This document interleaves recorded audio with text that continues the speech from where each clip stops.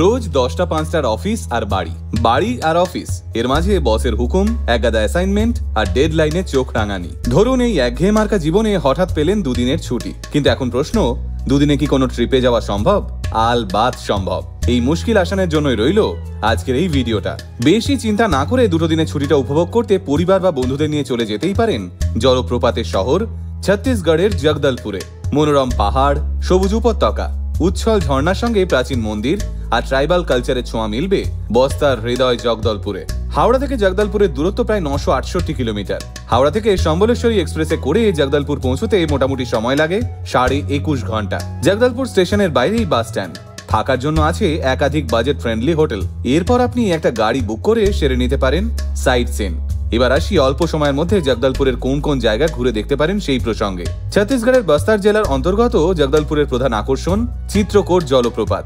একে ভারতের নায়াগ্রা বলা হয়। শুধু তাই নয়, বর্ষাকালে এটি ফুলে ফেঁপে চওড়ায় প্রায় 1000 ফুট হয়ে যায়, তাই এটি ভারতের সবচেয়ে চওড়া জলপ্রপাত। উপরে নীল আকাশ, নিচে এলোমেলো পাহাড়ি পথ বেয়ে ছুটে আসছে উদ্দাম জলের স্রোত, যা আপনাকে এক লহমায় অভিভূত করবে। জগদলপুরের অন্যতম দর্শনীয় স্থান দন্তেশ্বরী মাতার মন্দির।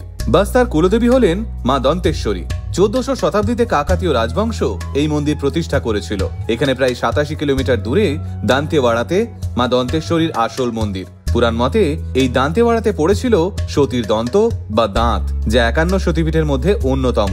কিন্তু বস্তার রাজবাড়ি থেকে এই মন্দির অনেকটা দূর, তাই জগদলপুরে দন্তেশ্বরীর মন্দির পুনরায় নির্মাণ করা হয়। সেই থেকেই দান্তেওয়াড়ার মতো জগদলপুরেও পূজিত হচ্ছেন মা দন্তেশ্বরী। এখানে খুব ধুমধাম করে দশেরা পালন করা হয়। এই মন্দিরের খুব কাছেই বস্তার প্যালেস, পায়ে হাঁটা পথে রাজবাড়িটাও ঘুরে দেখতে পারেন, মন্দ লাগবে না। এবার আসি বালাজি টেম্পল প্রসঙ্গে। স্থানীয় ভাষায় এটা বালাজি টেম্পল হলেও আসলে এটা ভেঙ্কটেশ্বর স্বামীর মন্দির। এখানকার দক্ষিণী স্থাপত্য সত্যি মনোমুগ্ধকর। এই মন্দিরে পা দেওয়া মাত্রই মনে হবে আপনি বোধহয় দক্ষিণ ভারতে চলে এসেছেন। মন্দির নিয়ে যখন কথা হচ্ছেই, তখন জগদলপুরের নারায়ণপাল বিষ্ণু মন্দির নিয়ে দু চার কথা বলতেই হয়। ইতিহাস বলছে 11 শতাব্দী নাগাদ চিন্দাক রাজবংশের রানী মুমুন্ডা দেবী এই মন্দির প্রতিষ্ঠা করেছিলেন। চালুক্য সভ্যতার নিদর্শন এই নারায়ণপাল বিষ্ণু মন্দির ব্যতিক্রমী হয়ে উঠেছে এর শান্ত পরিবেশের জন্য। এক নির্মল প্রশান্তি খুঁজে পাবেন এখানে। এবার বলি কাঙ্গের ঘাটি জাতীয় উদ্যান সম্পর্কে। জগদলপুর থেকে এর দূরত্ব প্রায় 40 কিলোমিটার। 1982-তে এটি জাতীয় উদ্যানের মর্যাদা পেয়েছে। এই উদ্যানে মিশ্র ও আর্দ্র পর্ণমোচী উদ্ভিদ হিসেবে দেখা মেলে শাল, সেগুন, বাঁশ এবং সেউগার। এর ভিতরে আছে কুটুমসার এবং কৈলাস গুহা, কাঙ্গের ধারা জলপ্রপাত, তিরাথগড় ফলস। শক্ত চুনাপাথরের কুটুমসারের গুহাগুলো 1900 সাল নাগাদ এক অভিযাত্রীর দল আবিষ্কার করে। কাঙ্গের ঘাটি জাতীয় উদ্যানের পশ্চিমে অবস্থিত এই কুটুমসার গুহা পর্যটকদের কাছে বেশ সুপরিচিত। জগদলপুরের চিত্রকূটের মতোই আরেকটি বিখ্যাত জলপ্রপাত তিরাথগড় জলপ্রপাত।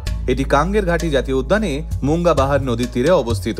প্রাকৃতিক সৌন্দর্য এখানে ভরপুর, পুরোটাই যেন ছবির মতো। ক্যাসকেড বা সিঁড়ির ধাপের মতো পাহাড়ের গা দিয়ে গড়িয়ে পড়ছে সাদা দুধের মতো জলস্রোত। এই কারণেই এর আরেক নাম মিল্কি ওয়ে ফলস। তাহলে আর কি, এরপর 2-3 দিনের ছুটির জন্য একটা সিক্রেট প্ল্যানে ডেস্টিনেশন হোক ছত্তিশগড়ের জগদলপুর। আইডিয়াটা কেমন দিলাম কমেন্টে জানাতে ভুলবেন না কিন্তু। আর যদি ইতিমধ্যেই ঘুরে আসেন, তাহলে জগদলপুর কেমন লেগেছে সে কথাও আমাদের জানাবেন।